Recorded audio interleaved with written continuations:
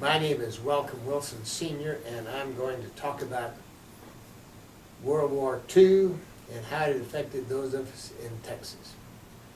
Start by telling me where you were when you heard about Pearl Harbor. On December 7th, 1941, my family and I had been out to a new place that we had purchased out of town, about 8 miles, where we were planning to move in a few months. And when we drove up, it was my brother and I was 13 years old, and my brother and I were in the car with my parents, and a friend of ours from school came running there saying, I'm volunteering, and we didn't know what the world he was talking about. And then he told us that the Japs had attacked Pearl Harbor. And the first thing we had to determine, where the hell was Pearl Harbor? Because nobody had ever heard of it.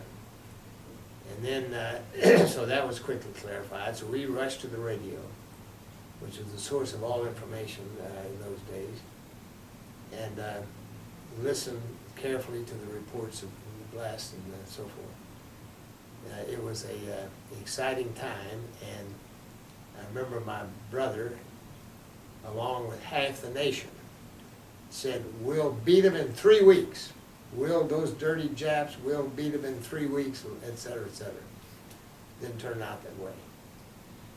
How did things change immediately after that? Did the whole tone of the country change, or did it take a little bit of time? Well, let me answer that in 2 ways. One is, remember that the war had started in Europe in September the 1st, 1939, when Hitler invaded Poland, having signed a treaty with them saying he wouldn't invade. So that's when England got involved and whatever, and it was right after that that Churchill was elected Prime Minister of England. And so we had been in sort of a war mode for some period of time because it looked inevitable. Although there were still those elected officials who were saying we've got to stay out and it's not our business, etc. But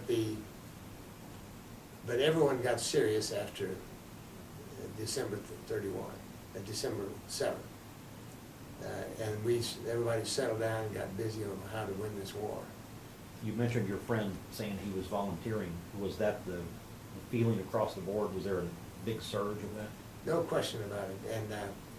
And let me tell you that the one thing that was characteristic of World War II that I haven't seen since is patriotism was everywhere.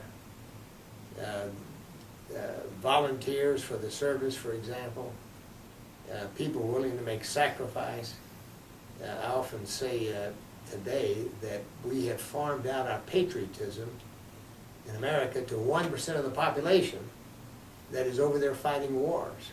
And at home, we're unwilling to make any kind of sacrifice of any nature because of the war.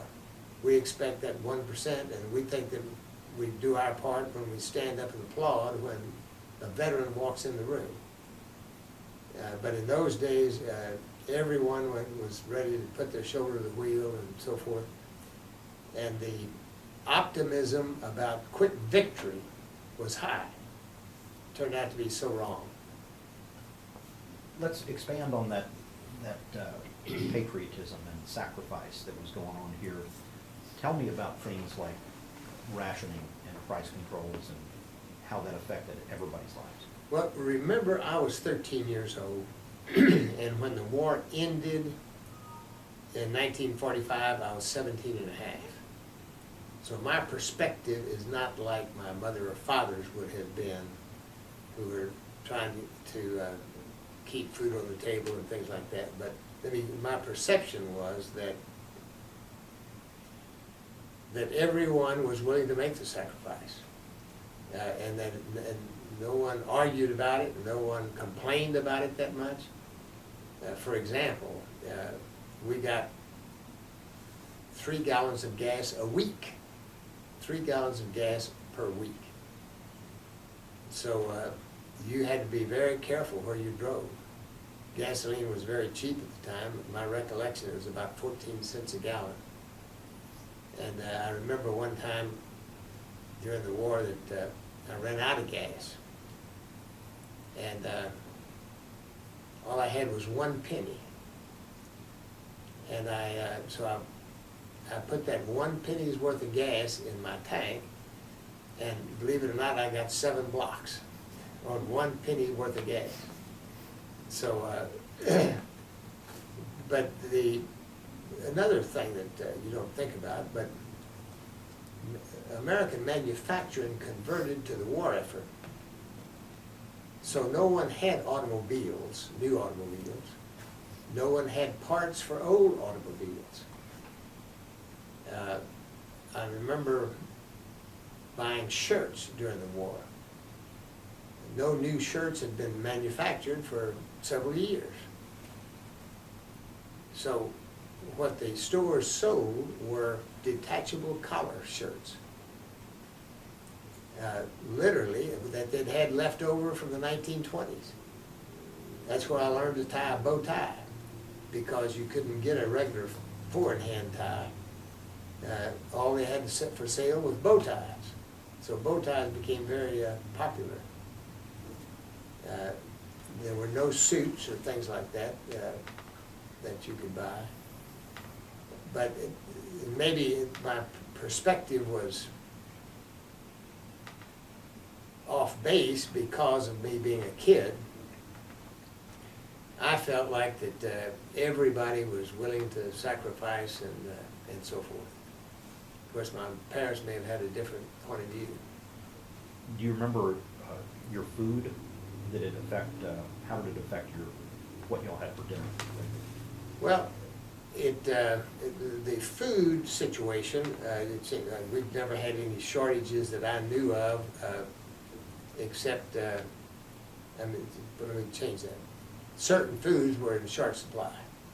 There were less fruits, less vegetables, because we didn't have people on the farm to work the fields.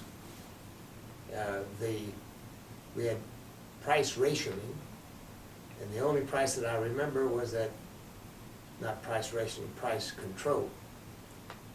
The price that I remember was that coffee was 25 cents a pound. That's probably the only thing I can remember about price controls. But there was food, but you had to show up on time or it might be gone. So it wasn't, I don't remember any sacrifices regarding supply of food. You mentioned nobody there to work the fields. In certain parts of Texas, a little bit later, they had the POW camps. Do you remember any of those in the valley, or was that too close to Mexico? No, there were no POW camps in the Rio Grande Valley where I grew up. I grew up in Brownsville, Texas. From the time I was 12 years old to the time I was 17 and a half, or actually 18. And if they had any impact, it was bound to have been minor, because there just weren't that many prisoners of war. And they were all Germans, by the way. Did the Mexican border make a difference? Were people, well, let me back up and ask you something else first. How was the troop population down in the valley? I know. How was the what? The troop population. Were there service bases down there? Yeah, well, in Brownsville, Texas, we had Fort Brown, which was built after the war between the United States and Mexico, and it had a heavy population of soldiers in training for the cavalry. And believe it or not, they were on horses. So the American military was not very modern in 1941. So we still were training horses, training soldiers to use horses in combat. But they had a big impact on Brownsville. They were very good for local business, for one thing. And all the girls, local girls, loved dating the soldiers. And it also helped in the patriotism. For example, we would attend certain events at Fort Brown where they would parade and things like that. So did the population of the city swell with soldiers? I mean, was it a noticeably busier place? I would say we had no more than about 3,000 soldiers. And the population of Brownsville at the time was about 30,000 people. The population of Matamoros, directly across the street, was greater. It was probably 200,000 people. And by the way, it didn't seem to me that there were that many differences in the ability to go across the border. In other words, we were used to going on Sunday and having dinner next to the square in Matamoros, Mexico. And I don't remember any special precautions or security or whatever as a result of the war going on. Tell me about bond drives and war bonds and things like that. Is that something that you remember becoming a part of life? Very well. I spent most of the war as a newscaster on the local radio station.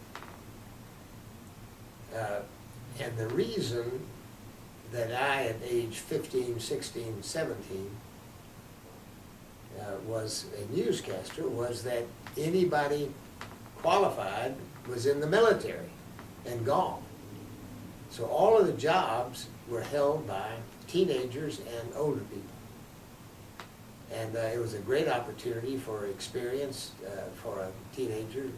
I was a disc jockey at age 15 and a station break announcer and then later a newscaster.